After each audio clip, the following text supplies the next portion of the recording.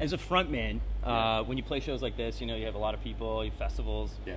I asked this to Bruce Dickinson, and ever since then I've sort of asked bands this question because I think it's pretty interesting. How do you connect with that guy that's way at the back in the shitty seats? They hop the fence and are on the lawns. Well, to me, I mean, it's kind of weird, I mean, when there's so many people, your brain will only process like the first 10 rows, let's put it that way. And then everything else is just chaos, just beyond that line. And you're like, God, To me though, there's nothing better than looking out and seeing the lawn go off. There's nothing better than feeling that energy all across the arena, So I just make sure that my attention goes to everyone, I have a naturally loud voice anyway, so it's just, there's no getting away from me. It's like the voice of God in your head, There's just no getting away from the fact that I'm talking to you, So I just try to, I balance that with just kind of that carefree, go lucky, hey, let's just have a great time, I want you to have the best time of your life because you're here with me, And I don't know if that's selfish, but at the same time, it's just the way I approach shows. I just want people to have a celebration, So I just try to get everybody into it. Well, I think it's fun. I mean, the point and the look. I mean, the eye contact. Same thing Bruce said. Like make eye contact because somebody else in the crowd might be like, oh, you looked at him. I should be singing along, so I can participate. Exactly. And it's a cool circle, anyways. Yeah, no, definitely, man. So what are you listening to these days? Because you're the type of dude that I like to ask this question because you listen to sort of everything. I mean, it's pretty evident on the Stone Sour record. I've been listening to everything from Ray LaMontagne to, I've been listening to Pink Floyd The Wall a lot. Oh wow! Man. Yeah, I've got the iPad. And that's the only musical album I have on it. So I'll listen to that top to bottom and sit in my bunk and play solitaire for hours, man. Just like, I've got this $700 machine and I've got all these apps and the only thing I play is solitaire. I'm a sad individual. But it's it's how I unwind, man, and it helps me get into my head, And that album, I think top to bottom is one of the greatest albums of all time, and it's especially for a concept album where you can get too literal or you can get too preachy, it's just such a great album, and being able to listen to it top to bottom without having to switch something or put a different disc in, it's the best way to listen to it. I mean, it is a journey from top to bottom. And for me, I can't just listen to key tracks. I have to listen to the whole thing all the way through. And that to me is the greatest sign of a proper album, is that you have to listen to it from the start to the finish. And that's kind of that was really the approach that we had with this album, was I want people to put it in and have to listen to it from top to bottom, because it's not a concept album, but it tells a very specific story, It's really the roadmap of the last 5 years of my life, and all the things that I've gone through, all the trials, the tribulations, the heartbreak, the eventual discovery of real love, like true, like bulletproof love, and also just, friendships that come and go, and this and that, and highs and lows. I mean, it's just some dark really parts, but there's some really beautiful parts on the record. Yeah, exactly, and that's what's beautiful about it. It's a roller coaster ride of an album, and I want people to, I mean, the songs are great, and you can listen to those songs separately, but it's the album experience that I really wanted people to enjoy, Talk about the poppier side. Who are some of your favorite pop groups? Because, you can hear Dying or Let's stuff. Be Honest, there's some huge hooks, some huge choruses. Totally. I'm a sucker for junk food music, man. I really am. Whether it's like early 80s new wave stuff, like Soft Cell, or you love that kind of stuff. I love right? that stuff. I've got the Oh My God box set, which is like the 80s box set, man. I can listen to that all day. But I listen to stuff like that. I listen to stuff like Y&T, Summertime Girls, I think is one of the greatest rock songs ever written. Bon Jovi, Can't Miss With Me. Okay. Like, I'm telling you right now, I Dude, don't care. I was gonna come You into can this. cut me off all you want.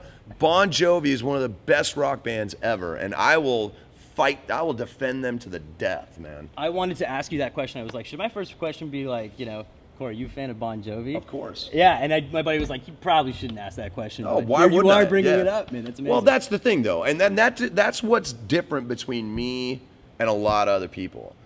Guilty Everybody pleasure. talks about guilty pleasures. There's no such thing. Yeah, you if like you it, you love don't. music and your heart knows that you love that music, what the hell is there to be guilty about? Yeah. Are you kidding me? I will listen to Madonna all day. Yeah. I don't care. You're a I'll fan listen of to music. I'm a fan of music, and I don't chop it up. I'm not a dick, I listen to the music that I like. I don't listen to the music that I don't like, and there it is, People ask me what my favorite bands are. I'm like, I don't know, because I have several, How much time you got? Exactly. Yeah. I could run an A to Z list and have very valid points of why I like that stuff. I listen to obscure stuff like Zodiac Mind Warp and the Love Reaction.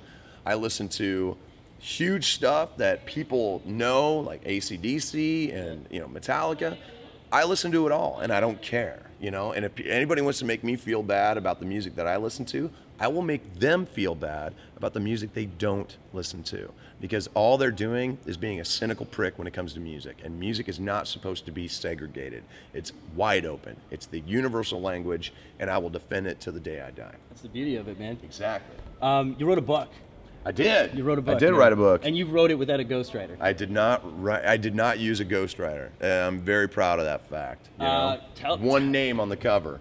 That's it. Tell us about it. I mean, it's the 7 Deadly Sins, Yeah. and your sort of take on the... Yeah, it's basically me kind of taking the piss out of the whole religion thing, basically, and it's really wrapped around the 7 Deadly Sins and how my interpretation of the 7 Deadly Sins. Basically, they're not sins at all. They are human characteristics that we all share. In a way, they're the kind of the things that connect us all. We're all horny, hungry, angry motherfuckers, basically. And you can censor that if you want, but but that doesn't make it a sin. I mean, they may lead to sin, but the urge is not the sin at all. We're all instinctive animals at the end of the day. I mean, half the time I'm surprised some people can tie their own damn shoelaces.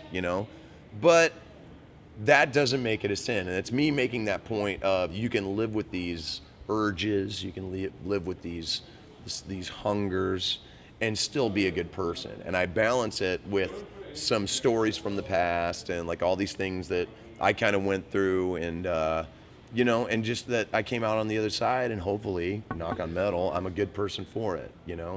And so it's kind of half funny, half serious.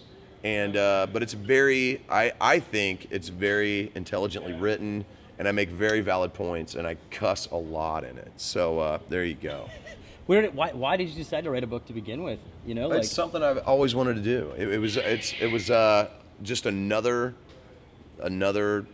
piece of a list that I have in my head of things I want to do. And luckily, I had a really good friend who was a literary agent who was very into the idea of me doing a book, and the publishing house that I ended up going through, DeCapo Press, they were very into it as well, because they were like, you know what, we want you to write your own book, we want you to do this, we want you to do that, and we want to help you do it. And so it was really cool. I had a lot of people who were behind me right out of the gate, and I wrote it in a month and a half.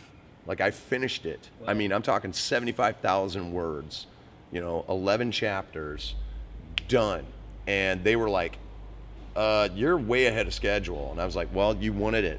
I mean, that's what I do, you know? So I wrote it actually during the recording of Audio Secrecy.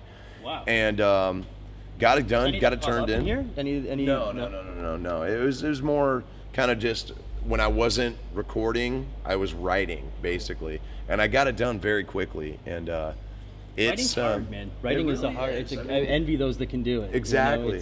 So it's being edited right now. I just got the artwork together, and I'm kind of sorting out a bunch of stuff like that. But it's I'm stoked.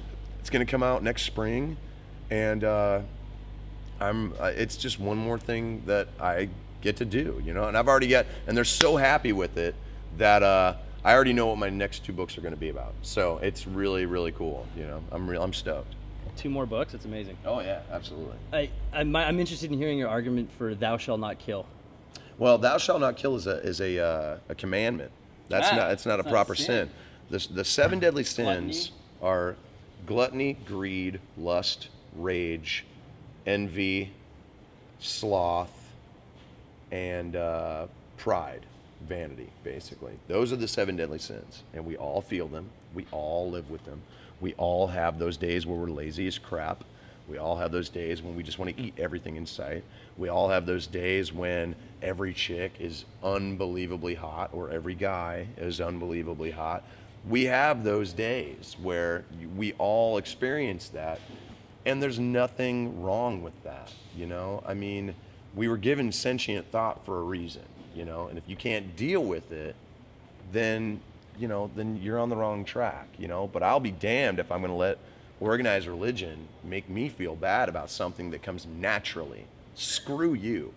Don't you have enough control in the world? Yeah. Can you just leave me alone and let me live my life? If I kill somebody, sure, condemn me, okay? Fair enough. But if I'm not killing anybody, if I'm not raping children, if I'm not doing this and doing that, then get the hell out of my life. Yeah.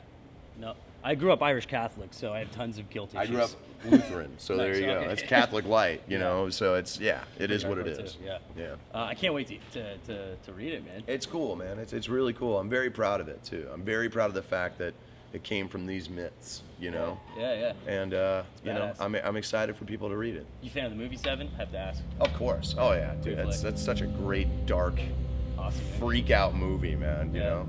Totally. Corey, thank you, sir. Oh, no worries, man. always No a worries. pleasure, man. We Thank didn't you. conjure any ghosts. No, we I'm didn't. really bummed, you know? There we go. Explore Music wears English Laundry apparel.